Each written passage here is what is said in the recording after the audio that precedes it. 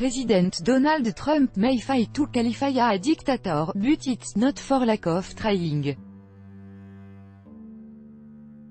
In late 2016, Harvard University's Robert and René Belfer Professor of International Relations Stephen M.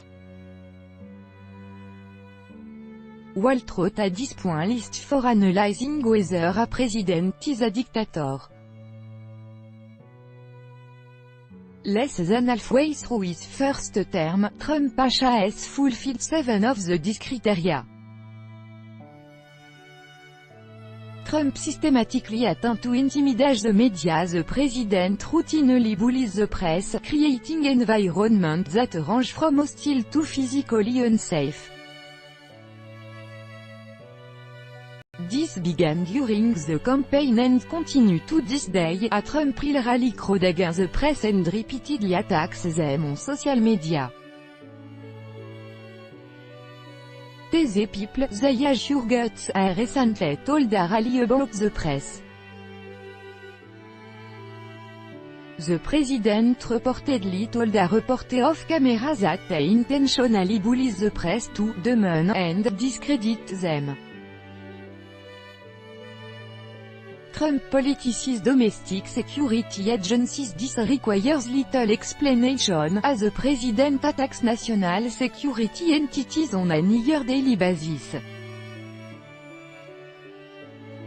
Trump repeatedly engaged in outright conspiracy theories to sow distrust of national security entities among political allies. The FBI is a favorite target.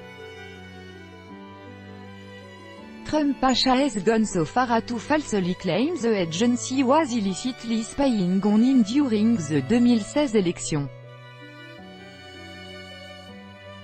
Trump used stage power to punish and open since this election. The president has attacked nearly 20 corporations. In one notable example, Trump cost Amazon billions of dollars in market cap as investors sold off stock. Trump did so by engaging in a public professor attack on the company through his Twitter account. The president has also attacked the press by threatening to change libel laws.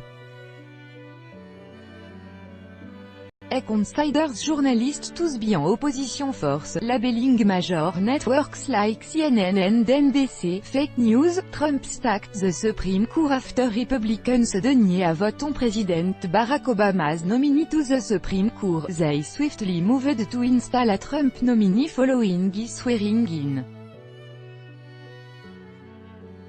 Trump took advantage of the GOP bad faith action, appointing Justice Neil Gorsuch rather than calling for a hearing of Obama appointee Merrick Garland.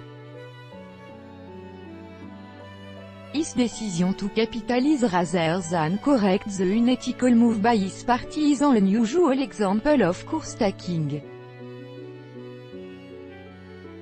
Trump regularly fearmongers. Trump opened this campaign with a call to fear. They're bringing crime. Their rapist is among the most memorable lines from his opening campaign attacks on people of Mexican descent. His policies as president reflect this xenophobia, including repeated attempts to ban travel from Muslim-majority countries. Trump's fixation on forcing Mexico to pay for a southern border wall to fight a non-exist immigration crisis is yet another example of fear-mongering through isolationism. Trump demonizes the opposition. The president has directly called critical media the enemy of the American people, to say nothing of the insult regularly lobbed at any political opponent who dares to stand in his way.